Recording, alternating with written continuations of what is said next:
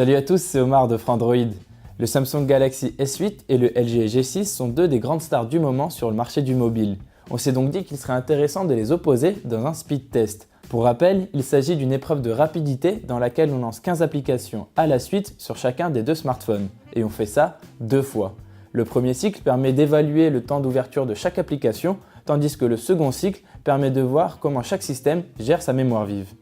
Avant de commencer, rappelons que le LG G6 est équipé d'un Snapdragon 821, tandis que le Samsung Galaxy S8 embarque quant à lui un Exynos 8895. Les deux smartphones ont 4 Go de RAM.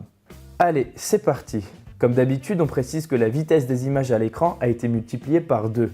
La différence entre les deux téléphones est minime, mais le LG G6 semble prendre une très courte tête d'avance sur les premières applications. Mais il met trop de temps à lancer Subway Surf et se fait devancer par le Galaxy S8. On voit que le téléphone de Samsung s'exécute sans difficulté et avec une bonne fluidité. Derrière, le LG G6 n'est pas vraiment en peine non plus, mais il ne parvient pas à combler son retard. En arrivant dans la dernière rangée, il y a une application d'écart entre les deux concurrents. Le Galaxy S8 termine le premier tour en 1 minute et 17 secondes contre 1 minute et 25 secondes pour le LG G6. Mais c'est au niveau de la gestion de la RAM que tout va se jouer. Au début du second cycle, le LG G6 est toujours un petit peu en retard, mais dès qu'il arrive sur les jeux vidéo, il n'a pas besoin de relancer l'écran de chargement. Le Galaxy S8 quant à lui perd beaucoup de temps à ouvrir les applications depuis le début. Il voit ainsi le téléphone de LG filer rapidement vers la victoire en enregistrant un temps de 44 secondes. 4 applications plus loin, le Galaxy S8 n'est pas totalement aux abois, mais il a perdu beaucoup de terrain et finit le second cycle en 1 minute et 9 secondes.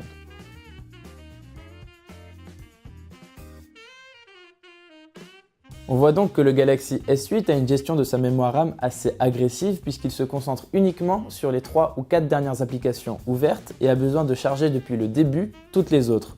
Ce constat est un petit peu étrange puisqu'on avait observé la même chose avec le Samsung Galaxy S7 sous Android 6.0 Marshmallow, mais ce problème avait été réglé sous Android 7.0 Nougat. Voilà, c'est la fin de ce speed test. Si vous voulez en savoir plus sur le Samsung Galaxy S8 ou sur le LG G6, n'hésitez pas à consulter notre chaîne YouTube ou à aller sur notre site Frandroid. Quant à moi, je vous dis à très vite dans une prochaine vidéo.